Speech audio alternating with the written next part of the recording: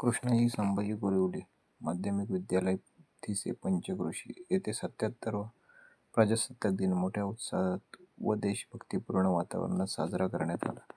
या कार्यक्रमात अध्यक्ष कमिटी, संस्था तसेच शिक्षक वृद्ध वीर हनुमान तरुण मंडळ, रायगड जिल्हा परिषद केंद्रीय शाळा थिसे यांचे पदाधिकारी, मुख्याध्यापक, शिक्षक वृद्ध, ग्रामपंचायत सरपंच, ग्रामस्थ व विद्यार्थी मोठ्या संख्येने उपस्थित होते. कार्यक्रमाची सुरुवात ध्वजारोहणाने करण्यात आली.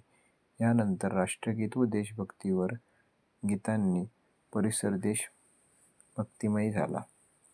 विद्यार्थ्यांनी देशप्रेम, संविधानाचे महत्त्व व राष्ट्रीय एकात्मता आधारित भाषणे, सांस्कृतिक कार्यक्रम व देशभक्तीपर नृत्य सादर करून उपस्थितांची मने जिंकली.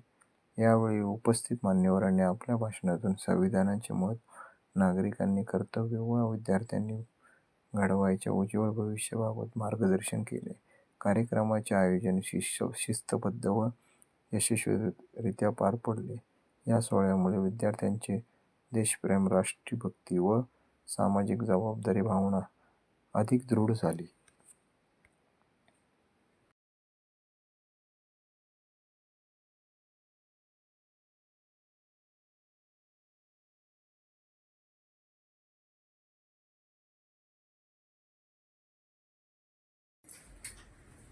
कैलासवासी कृष्णाजी संभाजी माध्यमिक विद्यालय थिसे, मुख्याध्यापक, सर्व शिक्षक वृंद, त्याचप्रमाणे शाळेचे अध्यक्ष यशवंत खराडे आणि वीर हनुमान योग मंडळ थिसे यांचे फाउंडेशन मेंबर आणि या शाळेचे पूर्वजात अध्यक्ष कैलासवासी उमाजी गोरिवले. खऱ्या अर्थाने आज उमाजी गोरिवलेंना ही भावपूर्ण श्रद्धांजली निर्माण होईल. त्याचं कारण सांगतो. वीर हनुमान योग मंडळ थिसे जो हा मंडळ आहे, या मंडळाने आज राज्य पातळीवरती सुद्धा नाव कमवलेली व्यक्ती आहे. आणि आज थिसे हायस्कूलमध्ये लाठीकाठी, तलवारबाजी, दांडपट्टा अनेक प्रशिक्षण चालू केलं की जी लोप पावलेली कला आहे ती आज कुठेतरी उदयात येत आहे. हे चांगलं काम आपल्या हायस्कूलने केलेलं आहे. त्याबद्दल मी हायस्कूलचे मनपक्ष ऋण व्यक्त करतो. त्याचप्रमाणे आज इथे लाठीकाठीचे प्रशिक्षक आलेले तो असतात.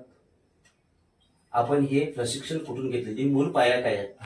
तर आम्ही लहान असताना वडील हे माझे गुरु वहिले आणि माझे मामा गुरु वहिले. तर मामाकडनं सुरुवात माझी झाली.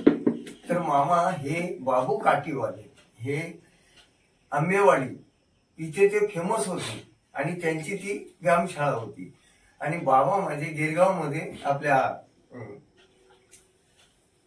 पालमचालीच्या तिथं त्यांची व्यायामशाळा होती, कल्लूवाले म्हणून.